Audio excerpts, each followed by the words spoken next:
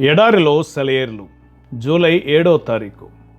నన్ను మెరుగుపెట్టిన అంబుగా చేసి తన అంబుల పొదిలో మూసిపెట్టి ఉన్నాడు. యెషయా గ్రంథము 49వ అధ్యాయము 2వ వచనం. కాలిఫోర్నియా తీరంలో పెస్కడీరో ప్రాంతంలో ప్రసిద్ధి చెందిన గులకరాళ్ల సముద్ర తీరం ఉంది. కెరటాలు తెల్లని నురగతో నిరంతరం ఘోష పెడుతూ తీరాన ఉన్న రాళ్లపై విరిగిపడుతూ ఉంటాయి. చిన్న చిన్న గులకరాళ్ళు అలల మధ్య చిక్కుకొని ఇటు అటు దొర్లుతూ ఎగిరెగిరి పడుతూ ఒకదానికొకటి రాసుకుంటూ మొనదేరిన కరుకు బండలకు తగిలి అరిగిపోతూ ఉంటాయి. పగలు రాత్రి విరామం లేకుండా ఈ చిత్రహింస అలా సాగుతూనే ఉంటుంది.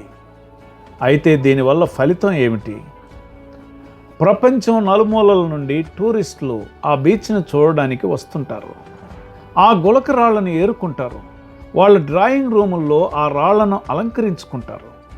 కానీ సముద్రంలోకి చొచ్చుకు వచ్చిన గుట్ట చుట్టూ తిరిగి కొంత అవతలగా వెళ్ళండి. తుఫాను తాకిడి లేక నిత్యము వెచ్చని సూర్యరశ్మిలో ఎన్నెన్నో రాళ్ళు కనిపిస్తాయి. టూరిస్టులు వాటి వైపు కనీసం చూడనైనా చూడరు. ఇన్నేళ్లుగా ఈ రాళ్లను ఎవ్వరూ ఎందుకు కోరుకోవడం లేదు? ఎందుకంటే కెరటాల హింస, నీటి అలలు కొట్టించే పల్టీలకు అవి దూరంగా ఉన్నాయి. ఆ ప్రశాంతత, సౌఖ్యం వాటిని ఉన్నవి ఉన్నట్టుగానే ఉండేలా చేశాయి. రకరకాల వికృతమైన ఆకారాల్లో అందం చందం లేకుండా అవి ఉండిపోయాయి. దేనికైనా పదును, మెరుగు రాపిడి వల్లనే వస్తుంది. మనల్ని ఎలా మెరుగు పెట్టాలో దేవునికి తెలుసు గనుక మనల్ని మలిచే పని దేవునికే పూర్తిగా వదిలేద్దాం. మనం ఏమి చేయాలో నిర్ణయించేవాడు ఆయనే గనుక ఆయనకి ఇష్టం వచ్చినట్టే మన ఆకారాలను సరిదిద్దడానికి ఆయనకు అధికారం ఇచ్చేద్దాం. సుత్తి దెబ్బలు శిలను తొలగిస్తూ హింసతో రంధ్రాలు చేసే ఉలి.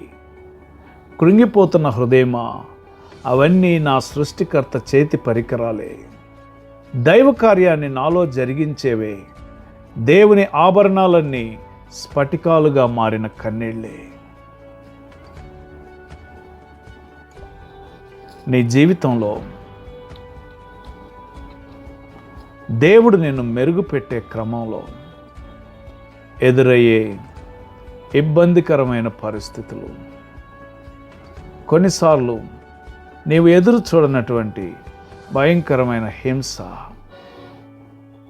అవి నిన్ను మెరుగుపెట్టి మరి అందంగా, అనగా దేవునికి యోగ్యమైన పనిముట్టుగా నిన్ను మారుస్తుందని గుర్తించి ఆ ప్రభు కృపలో ముందుకు సాగే కృప పరిశుద్ధాత్మ దేవుడు నీకు అనుగ్రహించునుగాక.